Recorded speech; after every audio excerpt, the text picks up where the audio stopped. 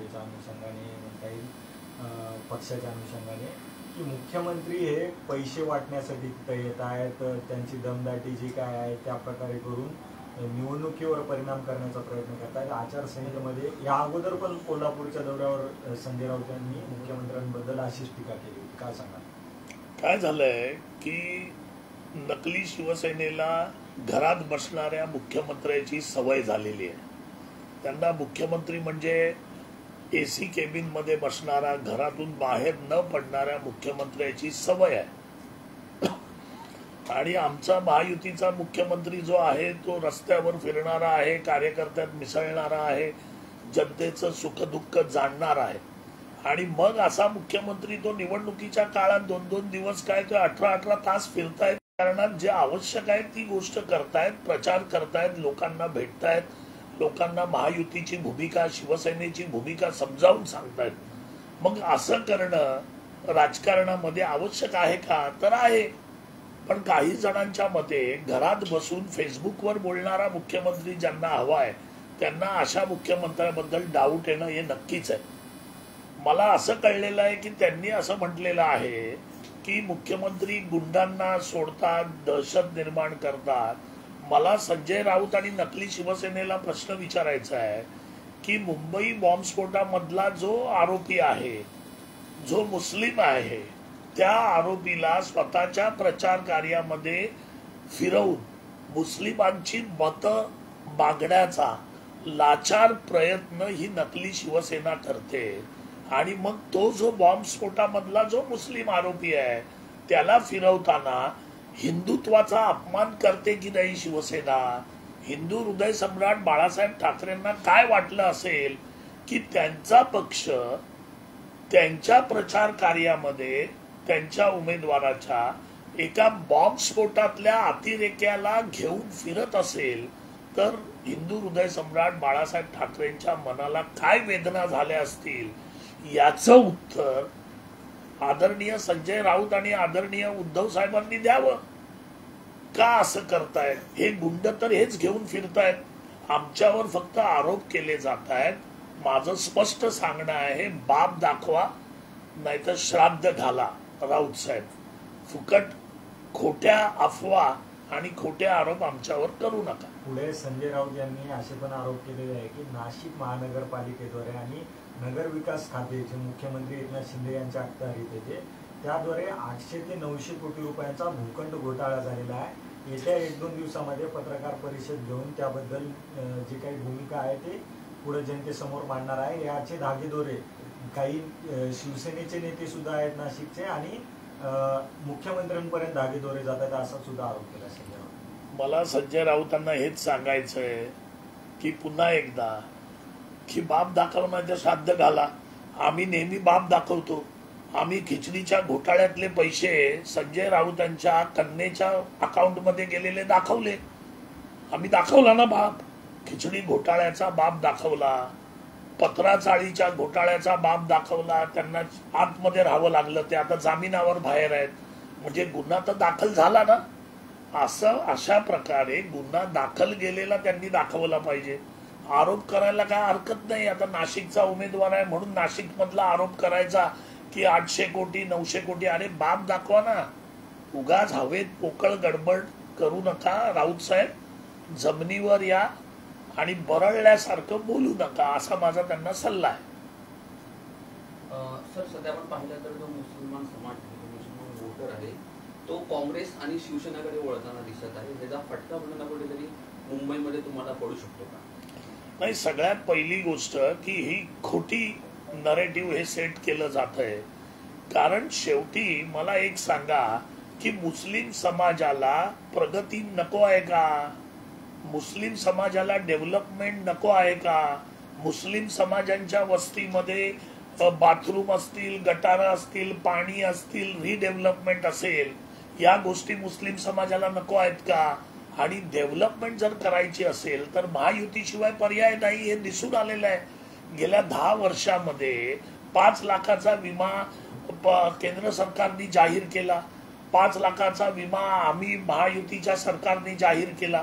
मग आम्ही युतीच्या सरकारने 5 लाखाचा विमा देताना मुस्लिमांना तो विमा नको आणि हिंदूंना किंवा इतर धर्मियांना द्या अशी गोष्ट केली आहे का? तर नाही. आम्ही डेव्हलपमेंट करतोय. आम्ही 5-5 लाखाचे विमे दिले. आम्ही शेतकऱ्यांना 12-12 हजार रुपये त्यांच्या खात्यात टाकतोय. आम्ही उद्योगधंद्यासाठी कर्ज देतोय. आम्ही मोफत धान्य देतोय. जवळजवळ 80% लोकांना मोफत धान्य देतोय. ते धान्य देताना आम्ही बघतोय का की मुस्लिम समाज आहे की हिंदू समाज आहे? त्याच्यामुळे महायुती जी आहे ही विकासाच्या दृष्टीने काम करते. महायुतीच्या काळात दंगली झालेल्या नाही आहेत. त्याच्यामुळे मुस्लिमांना घाबरण्यासारखं कुठचं कारण नाही आहे.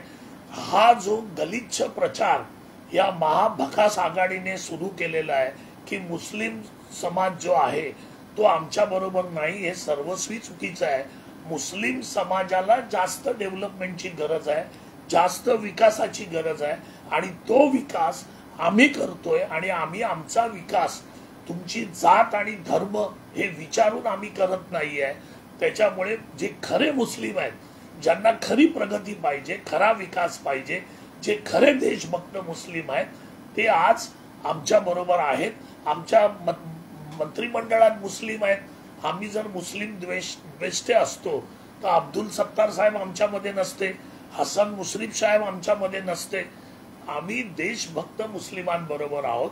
शिवसेनेच्या मंत्रिमंडळात पण शाबीर शेख होते. त्याच्यामुळे मुस्लिम समाज हा महायुतीपेक्षा त्यांच्यापासून दूर गेला असं म्हणणं कम्प्लीट चुकीचं आहे. जे खरे मुस्लिम आहेत, ज्यांना खरा प्रगतीची आस आहे, ते लोक आजही आमच्या बरोबर आहेत. सर, अरविंद केजरीवाल जेव्हा त्यांची पत्रकार परिषद झाली बाहेर आल्यानंतर त्यांनी असं वक्तव्य केलंय की उद्या उठून जर भाजपची सरकार आली तर माझ्यासकट उद्धव ठाकरेंना देखील जेलमध्ये जावं लागेल. म्हणजे लोकशाही संपवण्याचं सध्या युती सरकार काम होईल. बघा, एक गोष्ट लक्षात घ्या की हा देश संविधानाने चाललाय आणि संविधानामध्ये कोर्ट आणि इतर ज्या गोष्टी आहेत त्याच्यावर हा देश चालतो. जर हुकुमशाही असती तर मग आपल्याला केजरीवालांना जामीन मिळाला नसता. हुकुमशाही असती तर एवढी निवडणुका होण्यापर्यंत वाट बघण्याची काय गरज आहे? हुकुमशाही असती तर हे सगळे नेते तुरुंगात असते, तिथे आपल्याला इलेक्शन घेण्याचं काही कारणच नाही. जर हुकुमशाही असती तर ही लोकशाही आहे. म्हणून संविधानावर देश चाललाय आणि पंतप्रधान नरेंद्र मोदीजी संविधानावर देश चालवत आहेत. त्याच्यामुळे निवडणुका होत आहेत, त्याच्यामुळे विरोधकांना जामीन मिळतोय, त्याच्यामुळे सगळेच नेते तुरुंगात नाही आहेत, ज्यांनी गुन्हे केले ते तुरुंगात आहेत. हे सगळं जे चाललंय ते संविधानावर आधारित सुरू आहे. त्याच्यामुळे अशा खोट्या अफवा पसरवायच्या आणि भीती दाखवायची की अशा प्रकारे होईल, आता या स्वप्नातल्या गोष्टी आहेत. आणि संविधान रद्द करणार कोण? पंतप्रधान नरेंद्र मोदी. आज संविधानामुळे चहा विकणारा माणूस पंतप्रधानपदी गेलेला आहे. आज संविधानामुळे रिक्षा चालवणारे मुख्यमंत्री एकनाथ शिंदे साहेब मुख्यमंत्री पदावर पोचलेले आहेत. मग संविधानाचा वापर जर या सगळ्यांसाठी होतोय तर संविधान रद्द कोणाला पाहिजे हा मोठा प्रश्न आहे. त्याच्यामुळे खोट्या भीती आणि खोट्या अफवा यांच्याशिवाय विरोधकांकडे दुसरी कोणतीही कारणं नाहीत आणि त्याच्यामुळे अशा प्रकारचे आरोप आमच्यावर केले जातात. उज्ज्वल निकम त्यांच्या भाषणामध्ये अनेकदा बोलताना दिसतात की मी असे केसेस लढलो या इतर काही जे केसेस त्यांनी लढले आहेत आतंकवादी विरुद्ध, कुठले बॉम्बस्फोट त्याचे आरोप आहेत त्यांच्या विरुद्ध, त्या मुद्द्यांवरती ते पुढे निवडून येणार नाही. सगळ्यात पहिली गोष्ट की ज्या वर्षा गायकवाड स्थानिक मुद्द्यांबद्दल बोलतात त्या वर्षा गायकवाडांना धारावीचे किती स्थानिक मुद्दे माहिती आहेत हो. आज वर्षा गायकवाड तिथे आमदार म्हणून 10-15 वर्ष झाली. त्याच्या अगोदर त्यांचे वडील एकनाथरावजी गायकवाड धारावीमध्ये आमदार होते. आजपर्यंत धारावीची परिस्थिती जी आहे तशी आहे, त्याच्यापेक्षा वाईट झालेली आहे यांच्या काळात. मग यांना किती स्थानिक मुद्दे कळले? त्याच्यामुळे वर्षाताईंनी पहिल्यांदा स्वतःकडे बघावं, स्वतःच्या मतदारसंघाकडे बघावं, आपण किती सुधारवलाय का तो मतदारसंघ, आणि मग उज्ज्वल निकम साहेबांबद्दल बोलावं. जो माणूस विद्वान म्हणून गणला जातो, माणूस विद्वान फक्त त्याच्या क्षेत्रात नसतो, त्याला सगळ्या प्रकारची जाणीव असते म्हणून त्याला विद्वान समजलं जातं. वर्षा गायकवाडांना काय स्वतःच्या वडिलांच्या कॉलेजमध्ये शिकवल्याने कोण प्रोफेसर होत नाही. त्याच्यामुळे काय त्यांनी पहिल्यांदा त्यांचा मतदारसंघ बघावा, त्यांच्या गोष्टी बघाव्यात आणि मग टीका करावी स्थानिक मुद्द्यांबद्दल.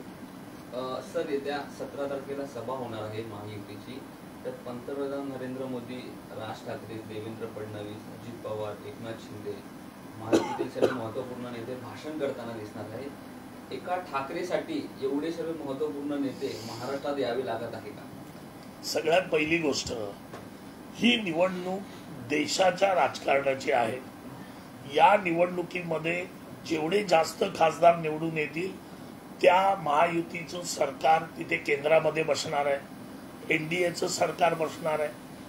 या निवडणुकीतलं प्रत्येक मत हे पंतप्रधान मोदींसाठी मत असणार आहे. इथे ठाकरेंचा प्रश्नच येत नाही. हे स्वतःहून आपलं नाव मोठं करण्याचा प्रयत्न करतायत. अहो, ठाकरेंना विचारताय कोण? किती जागा लढतायत? 20-22 जागा लढतायत. देशामधल्या जागा किती आहेत? याच्यातल्या 22 जागा ठाकरे लढतायत. नकली शिवसेना 22 जागा लढते. आता 100% रिझल्ट तर कधी दिलेला नाही. म्हणजे येणार किती निवडून? आमच्या मते तर 3 ते 4 जागा यांच्या आल्या तरी नशीब. आता मग 3 ते 4 जागांसाठी इथे जे येणार आहेत ते जनतेसाठी सगळेजण एकत्र येणार आहेत. जनतेला, या महाराष्ट्राच्या जनतेला कळलं पाहिजे. शेवटचा फेज आहे. महाराष्ट्राच्या जनतेला कळलं पाहिजे की आपण मतदान कसं करायचंय. शेवटच्या फेज मधल्या लोकांना कळलं पाहिजे. मुंबई महत्वाचं शहर आहे आणि म्हणून सगळे एकत्र येत आहेत.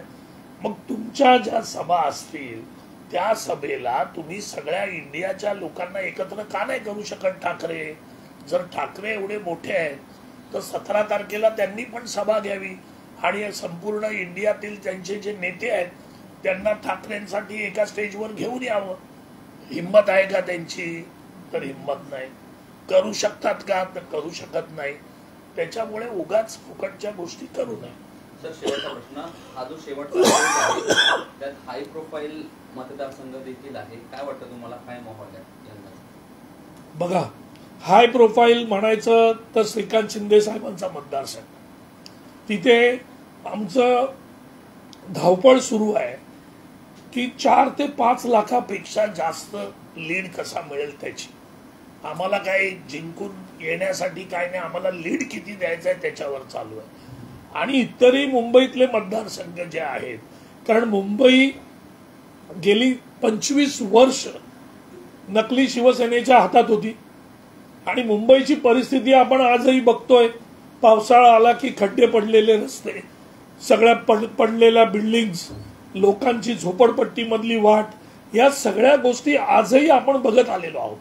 त्याच्यामुळे मुंबईकरांना मुंबईचं जे स्वप्न आहे, आता सुशोभित केलेली मुंबई बघायला मिळते.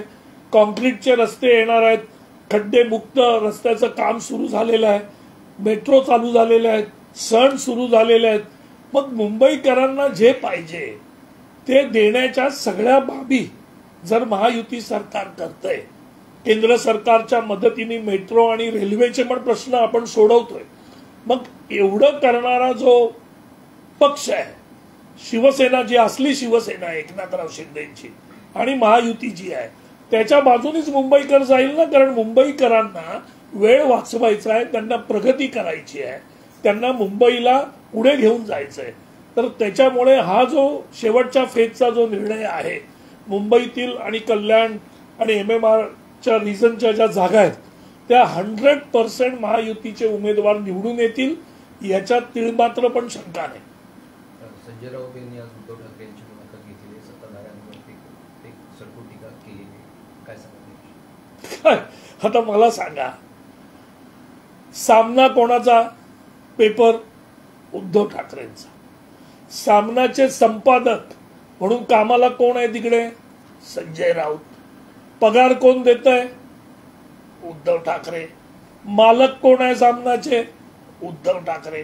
आता मालक स्वतःच्याच पेपरसाठी स्वतःच्याच कर्मचाऱ्याला समोर बसवून स्वतःला पाहिजे ते प्रश्न विचारायला लावणं आणि आपल्याला जे बोलायची ती उत्तरं आपणच आपल्या पेपरला देणं, याला तुम्ही मुलाखत म्हणता की याला फिक्सिंगची मॅच म्हणता? हे लोकांना कळतंय ना. अहो म्हणजे ह्या प्रश्नाची उत्तरं यांनी द्यावी. मला असं वाटतं ते बावनकुळे साहेब काहीतरी म्हणालेत की हा काळूबाळूचा तमाशा आहे, असं काहीतरी विधान त्यांनी केलंय. मला एवढंच विचारायचं आहे, कारण संजय राऊतांनी हे मान्य केलंय की हा काळूबाळूचा तमाशा आहे नाशिकमध्ये. ते बोललेत की हा बरोबर आहे, हा काळूबाळूचा तमाशा आहे.